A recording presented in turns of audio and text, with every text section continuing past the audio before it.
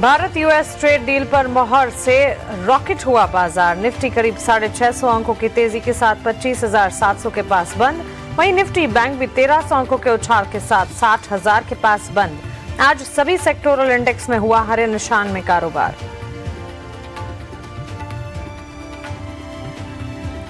लंबे इंतजार के बाद आई सबसे बड़ी खबर, भारत यूएस के बीच ट्रेड डील फाइनल। ट्रंप ने ट्रूथ सोशल पर लिखा, भारत पर टैरिफ 50% से घटाकर 18% किया गया। पीएम मोदी ने कहा 140 करोड़ भारतीयों की तरफ से धन्यवाद।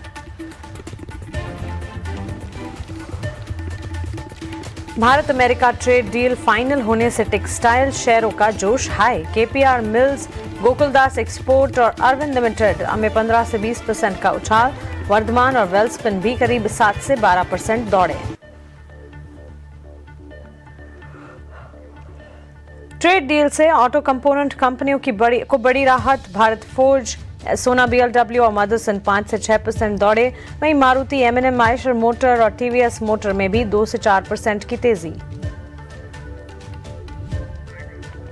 भारत अमेरिका ट्रेड डील से आईटी शेयरों में भी रफ्तार। इन्फोसिस, टीसीएस और पर्सिस्टेंट 1.5 से 2.5% चढ़े। कोफोर्ज, एचसीएल टेक्नोलॉजीज में भी 1 से 2.5% से ज्यादा की मजबूती। भारत अमेरिका ट्रेड डील से फार्मा और केमिकल शेयरों में तंदुरुस्ती। डॉक्टर रेड्डी, सन फार्मा और औरोबिंदो फार्मा 4 से 5% चढ़े। आरती इंडस्ट्रीज, एसआरएफ और यूपीएल 5 से 15% उछले। ट्रेड डील से अमेरिकी कारोबार पर फोकस करने वाली कंपनियों के शेयर में जोरदार रफ्तार। एवलॉन टेक और कैरोसिल में 17 से 20% का उछाल। वारी एनर्जीज भी 12% दौड़ा। टैरिफ घटने से जेम्स एंड ज्वेलरी शेयरों की चमक बढ़ी। टाइटन और कल्याण ज्वेलर्स 4 से 5% चढ़े।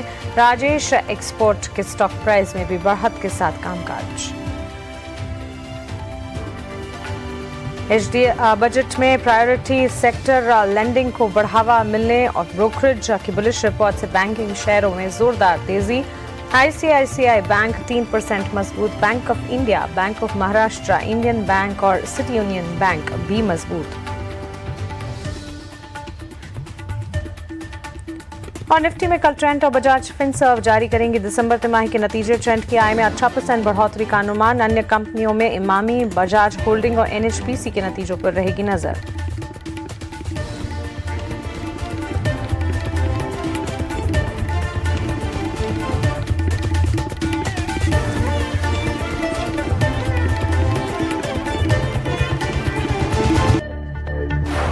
बाजार में खरीदारी एकदम से चढ़ती हुई नजर आई, उस पर तो फोकस करना चाहिए।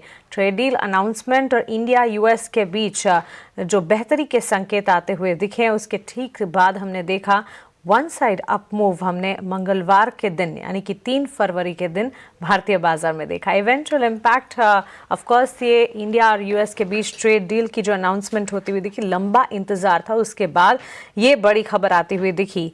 भारत यूएस के बीच ट्रेड डील फाइनल और ट्रंप ने ये ट्रूथ सोशल के जरिए देश और दुनिया को बताया और कहा कि भारत पर टैरिफ 50% से घटाकर 18% कर देंगे। पीएम मोदी ने भी इस पर अपनी प्रतिक्रिया दी और कहा कि 140 करोड़ भारतीयों की तरफ से आपका धन्यवाद। लेकिन ये सारे न्यूज़ फ्लो और एक्शन का सीधा असर हमने देखा ग्लोबल मार्केट, उसके बाद एशियाई बाजार, फिर भारतीय बाजार में मजबूती। और मजबूती क्या मजबूती थी। निफ्टी में हमने देखा 25,700 के लेवल्स पर करीब 600 अंकों की बढ़त पर क्लोजिंग नजर आई। बैंक निफ्टी और सेंसेक्स तो 1500 2000 अंकों तक की मजबूती दिखा रहे थे और ब्रॉडर मार्केट्स में भी अच्छा खासा एक्शन। बेंचमार्क्स तो तेजी देख ही रहे थे, लेकिन साथ साथ छोटे मेजॉरिटी स्टॉक्स भी थे जहां पर बढ़िया मजबूती के बीच कामकाज देखने को मिल रहा था। एडवांस डिक्लाइन रेशियोज को अगर समझने की कोशिश करेंगे, दिन भर एडवांसेस का पलड़ा पूरी तरह से भारी रहा और वहां से पूरी तरह से खरीदारी के संकेत आते दिखे। 25,728 के लेवल्स पर निफ्टी का क्लोज, 83,740 पर सेंसेक्स का क्लोज, 60,000 के पार बैंक निफ्टी का क्लोज और इंडिया विक्स में 7% की गिरावट। अब इंडिया विक्स यानी वॉलेटिलिटी इंडेक्स, फेयर इंडिकेटर, यहाँ पर जब गिरावट आती है तो वो बाजार के लिए रिलीफ होता है और वहां पर स्पाइक जब आता है तब फिर बाजार के लिए वो कंसर्न होता है। और वहां पर 7% की गिरावट थी। इसका सीधा असर ये था कि भारतीय बाजार के लिए सारे के सारे पैरामीटर्स तेजी और खरीदारी के हक में थे। अब यहाँ से आगे आपको क्या करना है, आपकी तैयारी क्या होनी चाहिए अगले ट्रेडिंग सेशन के लिए, वो हम आपकी करवाएंगे और साथ ही बाजार से जुड़े आपके सवालों को भी जोड़ेंगे। हमारे social media handles, contact detail और चॉइस इक्विटी ब्रोकिंग की कुणाल परार। जेंटलमैन, आप दोनों का ही स्वागत है 18 आवर्स स्वदेश पर। अपना समय हमें देने के लिए आपका शुक्रिया। प्रदीप, वाटर सेशन बढ़िया मजबूती और ये इंडिया यूएस ट्रेड डील का पूरा असर बाजार में, जो कि सीधे तौर पर तेजी की तरफ वन साइड अप मूव पर देखने को मिला, यहां से आगे कल की तैयारी क्या होनी चाहिए अब? जी बिल्कुल मानसी जी, बहुत ही बढ़िया एक ट्रेडिंग सेशन रहा। स्टार्टिंग में ही एक डिस्क्लेमर देना चाहूंगा, जितने भी स्टॉक्स को लेके मैं बात करने वाला हूँ, कोई भी स्टॉक्स में मेरा है हमारे कंपनी का कुछ भी पोजीशन नहीं होता है। नो कॉन्फ्लिक्ट ऑफ इंटरेस्ट, ऐसा ही राय हम क्लाइंटों को देते हो सकता है कुछ कॉल क्लाइंटों के पास हो, हमारे पास नहीं है। देखिए, ये हमने फर्स्ट देख लिया the mother of all deal, अभी हम देख रहे हैं the father of all deal. In fact EU के साथ जो इंडिया का डील है हो गया, यूएस के साथ जो अभी इंडिया का डील है, सो कहीं ना कहीं ये भी खत्म हो चुका है। लास्ट 6-8 महीने से हम डेली डिस्कशन करते आ रहे थे कि कब होगा, शेयर आएंगे, कब आएंगे। फाइनली ये हो चुका है। तो इसीलिए ये जो एक मार्केट के लिए पेन पॉइंट था, आज clearly market last trading session में क्लियरली मार्केट पे दिखाई दिया है। मुझे लगता है कि जैसे कि कहते हैं ना कि market is logical, people are emotional. So आज ना सुबह सुबह एक पैनिक बाइंग हमने देखा मार्केट पे, क्योंकि हमने पैनिक सेलिंग भी देखा मार्केट पे। जब कुछ भी क्राइसिस, कुछ भी नेगेटिव न्यूज आता है, आज हमने देखा था पैनिक बाइंग। तो इसीलिए एक ओवर एक्साइटमेंट मुझे लगा आज सुबह सुबह। इसीलिए आप देखेंगे मैक्सिमम स्टॉक्स 20% का अपर सर्किट, 15% अपर सर्किट में सुबह सुबह था। तो इसीलिए कहीं ना कहीं थोड़ा बहुत अपने हाई जो टाइम फ्रेम्स है, जो अपने हायर लेवल से, उस लेवल से थोड़ा बहुत प्रॉफिट बुकिंग देखने को मिला। लेकिन ओवर द अगर हम टाइम्स की बात करेंगे, नेक्स्ट 6 से 8 महीना आने वाला दिन बहुत ही अच्छा होने वाला है। बजट का जो एसटीटी का पेन था, कहीं ना कहीं विद इन द 48 आवर्स ये अनाउंसमेंट आना मार्केट के लिए एक एक्साइटमेंट है। और कहीं ना कहीं जियो पॉलिटिकल जो टेंशन था थोड़ा बहुत कम होते हुए दिखाई देंगे। एफआईआई जो इंडिया से सेलिंग करके जा रहे थे, वो भी लोग फिर से लौटेंगे। जो रुपीस लो हो रहा था, कहीं ना कहीं रुपी भी हमें थोड़ा अभी स्टेबल होते हुए नजर आएंगे।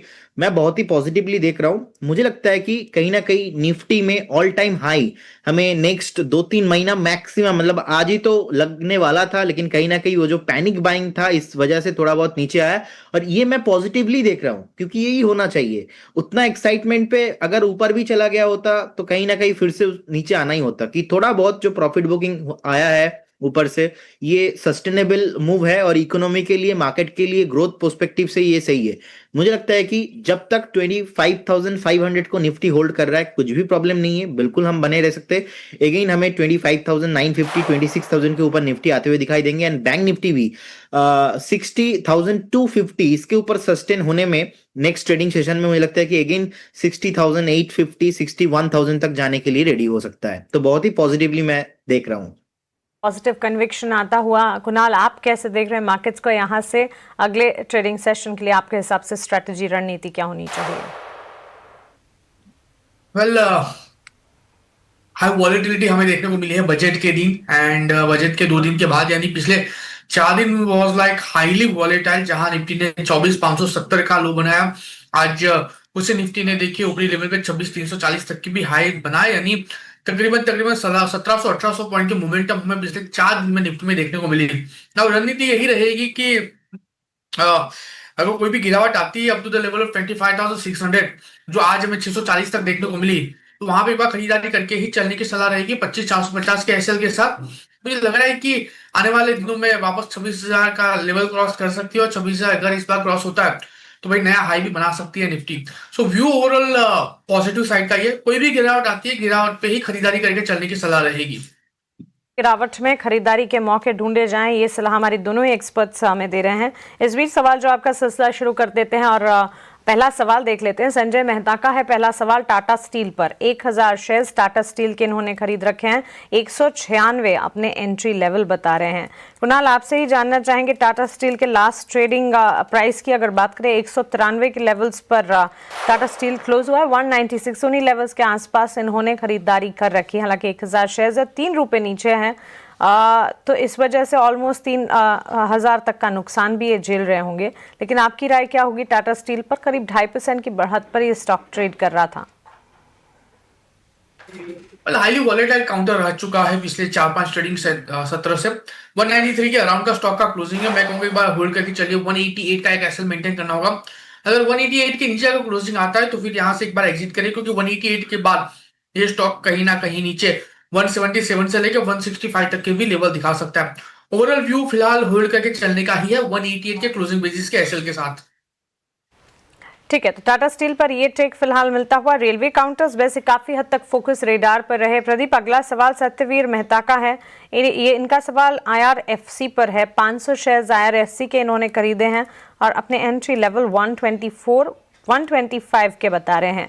रेलवे स्टॉक्स फोकस रेडार में थे। बजट के दौरान भी हमने देखा भी पिछले कुछ सेशन में मोमेंटम भी वहां पर देखने को मिला है। लास्ट 1 मंथ की चाल देखें तो गिरावट ही देखने को मिली है, लेकिन पिछले कुछ सेशंस में हरे निशान के साथ ही ट्रेड भी कर पाया है। हालांकि इसके अलावा अन्य रेलवे काउंटर्स हैं जहां पर अच्छी खासी मजबूती भी देखने को मिली है। लेकिन ये जो 7 हाई स्पीड रेल कॉरिडोर्स का अनाउंसमेंट हुआ, उसके बाद एक सपोर्ट तो मिला ही है इन स्टॉक्स को। आपकी राय क्या होगी? जी देखिए, बजट से पहले भी एक ऐसा नैरेटिव चल रहा था कि नहीं, बजट में कुछ बड़ा कुछ हो सकता है और रेलवे स्टॉक चल सकता है। लेकिन मेरा व्यू थोड़ा कंजर्वेटिव पहले भी रहा है, क्योंकि ओवर द लास्ट पास्ट 2-3 साल में बहुत अच्छा खासा चल चुका है। टॉप से देखेंगे 50% से ज्यादा करेक्शंस हो चुका है। अभी 100 डे में 122 में है। 200 डेली मूविंग एवरेज प्राइस देखेंगे 125 126 के रेंज पे है। सो मुझे लगता है कि आपका बाइंग अच्छे लेवल पे ही है। आप एक एग्जैक्टली 104 104 के आसपास का एक स्टॉप लॉस मेंटेन कीजिए और बने रहिए। 133 135 जो जोन है, ये जोन क्रॉस करने के बाद सीधा सीधा 165 170 तक मूव आपको मिल सकता है। लेकिन फ्रेश बाय करने का या तो एवरेज करने का सलाह नहीं रहेगा। बहुत टाइम से ही एक अंडर परफॉर्मेंस सेक्टर रहा है। सो नई खरीदारी से दूर रहे, पोजीशन है तो इसे इंटैक्ट रखिए। ये राय फिलहाल हमें मिलती हुई IRFC पर।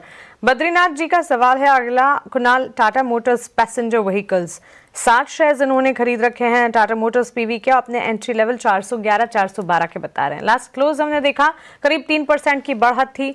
ऑफ कोर्स हर सेक्टर में जो अनाउंसमेंट्स हुए हैं उसका एक पॉजिटिव अपफ्रंट आउटलुक देखने को मिला है। लेकिन इनकी खरीद जो है वो ऊंचे लेवल की है। 372 373 पर स्टॉक क्लोज हुआ है। हालांकि पिछले ऑटो बिक्री के आंकड़े जो आए हैं टाटा मोटर्स PV के, वो भी अच्छे थे। उसके बाद स्टॉक में भी एक अप मूव देखने को मिला था 1 तारीख को। आपकी राय इनके लिए क्या होगी? Well, Tata Motors passenger vehicle की बात करें, व्यू डेफिनेटली पॉजिटिव साइड का यहाँ पे है। आज के दिन में काउंटर ने 372 का हाई बनाया है एंड अगर आने वाले दिनों में 375 के ऊपर का अगर क्लोजिंग देखने को मिलता है तो और भी अच्छी खासी मोमेंटम हमें यहाँ पे देखने को मिल सकती है। व्यू ओवरऑल पॉजिटिव साइड का ही है। आने वाले दिनों में 375 के लेवल के बाद ये स्टॉक 415 तक का लेवल भी दिखा सकता है। मैं यहाँ पे एक बार एवरेज करके चलने की भी सलाह दूंगा, क्योंकि स्टॉक एक कंफर्टेबल जोन में है। एक अच्छा खासा बाउंस बैक यहाँ से देखने को मिल सकता है। प्रेजेंट लेवल से एक बार पोजीशन एवरेज करके चलने की सलाह और रहेगी। क्या तो ये राय फिलहाल आपको मिलती हुई टाटा मोटर्स पैसेंजर व्हीकल के स्टॉक प्राइस पर। एक ऐसा स्टॉक जिसका जिक्र अमूमन होता नहीं है। प्रदीप, आपसे जानना चाहूंगी हेरनबा इंडस्ट्रीज। रितेश हमारे व्यूअर ने ये सवाल भेजा है। हेरनबा इंडस्ट्रीज जो कि एक company agrochemical, insecticide, herbicide, fungicide जैसी प्रोडक्ट्स को मैन्युफैक्चर करती है। डाइवर्स रेंज है। हमने देखा लास्ट क्लोज स्टॉक का जो है 218 के लेवल्स पर करीब 0.5% गेंस के साथ इनकी खरीदारी ऊंचे लेवल की है और इसी के चलते नुकसान झेल रहे हैं। 300 शेयर्स खरीदे हैं, एंट्री लेवल 300 के बता रहे हैं। इस स्टॉक को कम ही डिस्कस किया जाता है, लेकिन आपकी राय इस पर अगर आप इसे ट्रैक करते हैं? देखिए, लगातार एक सेलिंग प्रेशर कंटिन्यू है। डेली, वीकली, मंथली तीनों टाइम फ्रेम में ही नेगेटिव है। इनफैक्ट रिसेंटली एक ब्रेकडाउन भी आया था चार्ट में। उसके बाद ऊपर हायर जोन पे जब भी आता है तो हर एक उछाल में ना सेलिंग ही देखने को मिलता है। तो मुझे लगता है कि जो 100 DMA अगर हम देखेंगे ऑलमोस्ट 260 है। 20 मूविंग एवरेज प्राइस के ऊपर भी सस्टेन नहीं हो पा रहा है ठीक ठाक। तो मुझे लगता है कि होप रखने से अच्छा होगा कि हर एक उछाल में आप एक बार बेचिए। सेल ऑन राइज व्यू होना चाहिए, क्योंकि ट्रेंड ओवरऑल नेगेटिव ही है और घूम फिर के नेक्स्ट 6 महीने में हो सकता है कि 160-70 भी आ जाए। तो इसीलिए कभी भी अगर आपको 235-40 के आसपास कुछ भी उछाल मिलता है, हर बाउंस पे सेल करके एग्जिट करके निकल जाइए। ठीक है, तो चलिए एग्जिट निकलने की ही चेष्टा कीजिए, ये राय फिलहाल आपको मिलती हुई हेरनबा इंडस्ट्रीज पर। कुछ और सवाल देख लेते हैं। रेमंड पर एक सवाल है शंकर अग्रवाल का। कुणाल, आपसे एक टेक जानना चाहेंगे रेमंड इंडस्ट्रीज की अगर बात करें, और वहां पर भी अच्छा खासा एक्शन, इनफैक्ट ये पूरा सेक्टर ही इंडिया यूएस ट्रेड डील का बेनिफिशियरी सेक्टर भी साबित होता हुआ दिखा, टेक्सटाइल सेक्टर इन पर्टिकुलर। वैसे रेमंड के कई सारे बिजनेसेस हैं, लेकिन 410 411 के लेवल 6% के अप मूव्स वैसे देखने को मिले हैं। इनकी खरीदारी जो है 840 की है और काफ़ी उच्च स्तर की खरीदारी है। स्टॉक आधा हो चुका है, तेज़ी दिखाने के बाद भी नुकसान, लेकिन सिर्फ 25 शेयर्स खरीदे हैं। क्या राय होगी?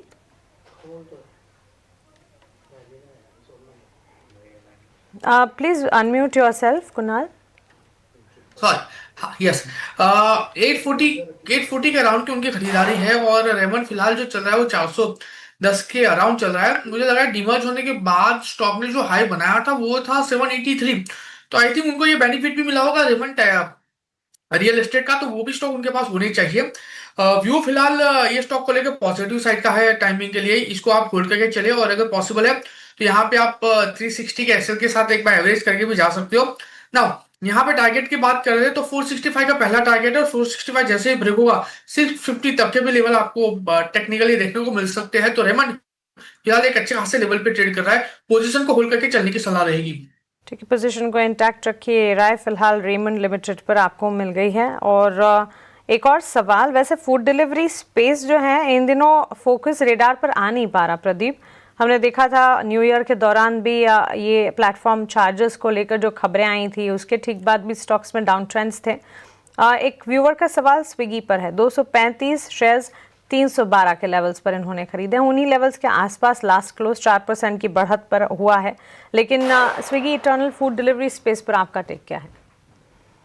देखिए, it will take some time. मुझे लगता है कि जिस तरीके का रिसेंटली रेगुलेशंस इनकी इन कंपनीज के ऊपर आया है, लेबर कोड के चलते भी, पहले जो पार्टनर्स थे वैसे पार्टनर्स मतलब they called like a partner but not कोई permanent thing, no PF, no health insurance, कुछ भी नहीं था। सो कहीं ना कहीं अभी गवर्नमेंट का न्यू रेगुलेशंस आया है कि आप किसी को पार्टनर नहीं बना सकते। आप इंसेंटिव दे रहे हो मतलब आपको कुछ ना कुछ और ज्यादा बेनिफिट देना पड़ेगा। तो वो एक चीज था, कहीं ना कहीं ओवरऑल सेक्टर भी थोड़ा बहुत अंडर परफॉर्म किए थे। सो मुझे लगता है कि स्विगी अभी 317 के आसपास का प्राइस है, 340 ब्रेक होना चाहिए। 340 अगर ब्रेक होता है अगेन आपको 385 400 तक आपको देखने को मिल सकता है, लेकिन एक स्ट्रिक्टली स्टॉप लॉस आपको 298 पे मेंटेन करना चाहिए।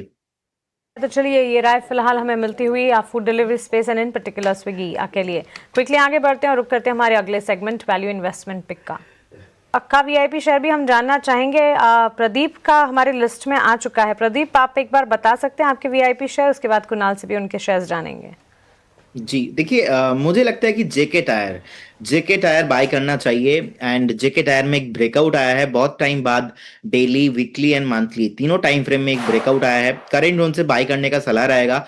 556 रहेगा फर्स्ट टारगेट, सेकंड टारगेट रहेगा 590। स्ट्रिक्टली स्टॉप लॉस आपको 510 के आसपास मेंटेन करना है। व्यू थोड़ा आप 10 से 12-15 दिन का लेके चलेंगे तो थोड़ा सेफ्टी मेंटेन होता रहेगा। तो जेके टायर बाय करने का सलाह रहेगा। सेकंड जो कॉल है वो है भारत फोर्ज। सो भारत फोर्ज लिमिटेड, मुझे लगता है कि अभी जिस तरीके का आज थोड़ा हमने देखा कि टॉप से थोड़ा बहुत नीचे आया है और थोड़ा नीचे खरीदने का सलाह रहेगा। मुझे लगता है कि एक बार भारत फोर्ज अगर आपको 1510 से लेके 1500 के आसपास मिलता है, 1510 1500 एक वैल्यू जोन रहेगा, उस जोन पे आपको बाई करना चाहिए with A target of 1575 and second target रहेगा 1630। एक स्ट्रिक्टली स्टॉप लॉस हमें 1430 में मेंटेन करना है। और मुझे लगता है कि भारत फोर्स भी यहाँ से नेक्स्ट मूवमेंट दिखा सकता है। रिसेंटली जो पुल बैक आया है और जो बेस फॉर्मेशन हुआ है, मुझे लगता है कि ये बेस फॉर्मेशन सक्सेसफुली हो गया है, तो कंफर्म्ड है। सो आपको बाय करना चाहिए। ठीक है कुणाल, क्विकली कोई वीआईपी शेयर आपकी तरफ से? दो स्टॉक है खरीदारी करके चलने की सलाह रहेगी। सबसे पहला बीपीसीएल है, 373 के अराउंड का क्लोजिंग की खरीदारी करके चलिए। 360 का एक ऐसे मेंटेन करके चलने की सलाह है। 384 का पहला टारगेट है और जैसे वो ब्रेक होगा 402 का दूसरा टारगेट भी आपको यहाँ पे देखने को मिल सकता है।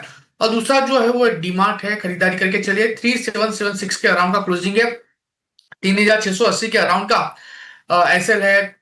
3850 का पहला टारगेट और वो जैसे ही ब्रेक होगा 3970 का दूसरा टारगेट भी आपको यहाँ पे देखने को मिल सकता है। तो बीपीसीएल और डीमार्ट दोनों यहाँ से खरीदारी करके चलने की सलाह रहेगी।